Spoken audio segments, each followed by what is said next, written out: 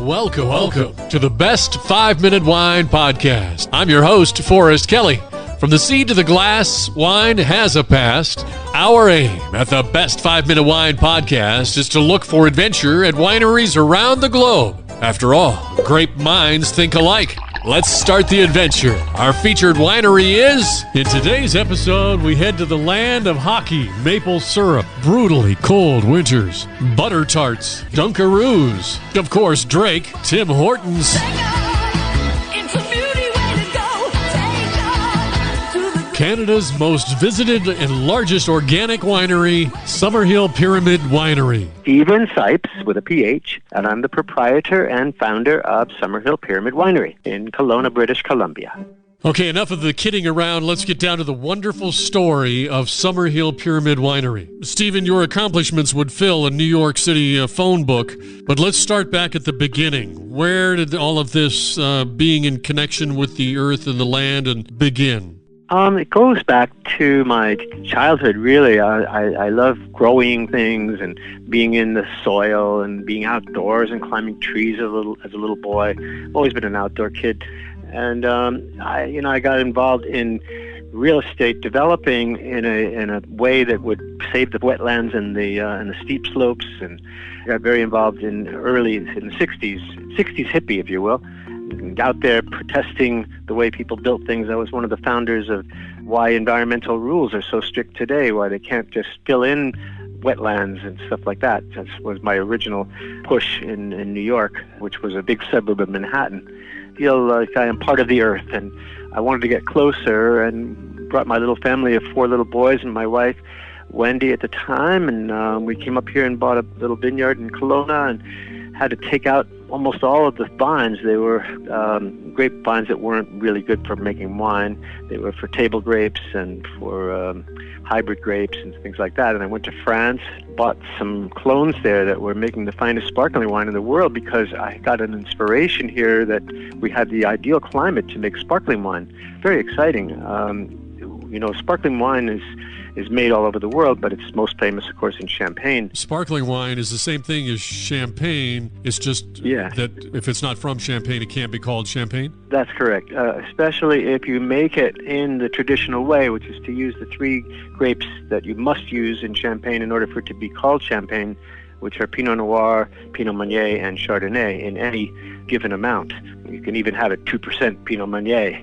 Doesn't matter as long as you have all 3. Here we don't call it champagne because we're not allowed to, and they strictly enforce that. But we actually won the most prestigious award in the world in France, best sparkling wine in the world. They couldn't believe it, from a little place in an unknown wine region like Kelowna, British Columbia. Who would have thunk it? Those are the vines that you, when you went to France, that you procured and brought replanted. back. Yes. One of the biggest reasons is that if you have intensely flavored grapes, they will hold their flavor through the second fermentation in the bottle. And we here in the Okanagan have a very dry climate. It's called a semi-desert. And this low rainfall, if we growers keep the irrigation off, really, we get these intensely flavored grapes that make the base wine that will hold the flavor through the second fermentation in the bottle, and that's just been winning awards all over the world. In fact, when we first introduced our Cipes Brut in New York, where I'm from, it got rave reviews in the New York Times, the Wall Street Journal, and L'Ami Devon magazine, and oh gosh, it was a hit. And it was all sold out here at home because we got such great notoriety in New York. And the awards just keep coming. I understand you are home to the most awarded wine in Canada? Yes.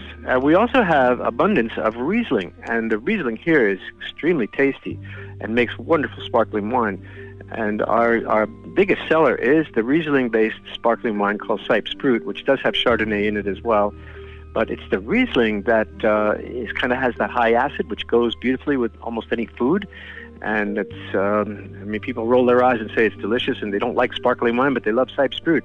And it's actually gotten a gold medal every year since 1992, making it the most awarded wine in Canada. In part 2 of our conversation with Stephen Cipes of Summerhill Pyramid Winery, we learn how the pyramid plays a part in the success. Will somebody answer that phone? It's time, boys and girls, for our listener voicemail. Hi, this is Brenda from Montana, and I want to know, so how long does wine last if you, put the cork back in it, stick it in the fridge, and how long will it last if you do it that way?